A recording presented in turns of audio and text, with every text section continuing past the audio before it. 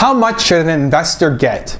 So I got a great question from one of my YouTube viewers, Sergey, love you guys, who wrote in to say, I have a difficult question for me and for many people. One person, inventor, believed in me and put money in my business, for example, $1,000. The question is, how do I divide with him the profits? What percentage to give him and on what terms and what time frame possible and for how long? I run a business on 100%, he is only the investor. Thank you. PS, would be great if you made a video response for all, how to make a relationship with investors. So Sergey, here is your video. Now this is a common question, and as entrepreneurs, we want to often raise capital. We feel like we can't do it ourselves. We need money to launch this thing and make it big time. There are 4 main ways to structure a deal with an investor, and each deal is different. So there's no easy way to say, hey, if he gives you $1,000 and here's how you want to pay it back. Each single deal, every deal is different. And this is coming from background in angel and venture capital investing. So I'll give you the 4 options and you can see what feels right and how you want to match it up with your investor. The first is debt. So debt is a loan. They don't own any of your business, but they're giving you money that you have to pay back. If they give you $1,000, maybe you say it's a 10% interest rate, and every year you have to pay that 10% plus some of the principal down. Just like going to a bank and getting a loan, but often the rates are going to be a lot more favorable towards the investor than you. Obviously, often you would go when you can't get a loan from a bank because it's too risky, so you're going to have to pay a premium. But that's debt. Number 2 is equity. So equity is they're taking a piece of your company. So you don't have to pay them anything back on a monthly basis or quarterly basis or whatever it is, but they own part of your company. So if they're giving you $1,000, maybe they get 10% of your company. Now that's a pretty low, terrible valuation. But basically what you're deciding is, okay, our business is worth this amount of money.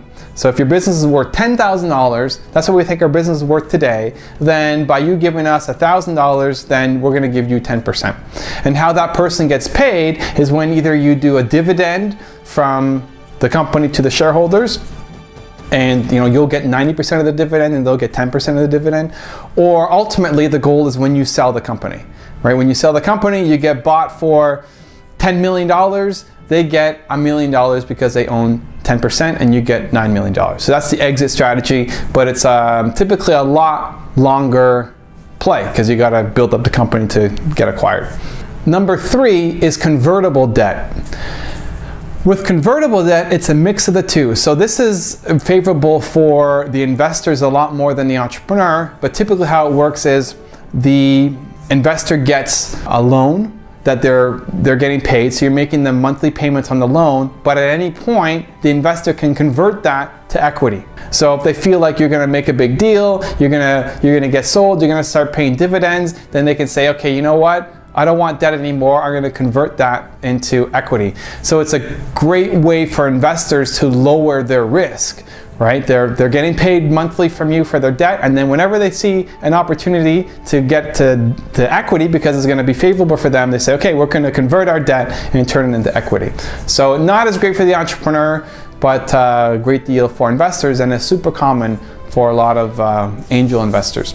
Number 4 is royalties. And here, the investor is not taking a piece of your company, you're not paying them back a certain fee every month on a loan, but they take a percentage of every sale that you make off the top. So whatever product you're selling, if it's a $100 product and they say, okay, I want a 5% royalty, so that I'm gonna give you this $1,000, and every time you make a sale, I'm going to take 5% of that.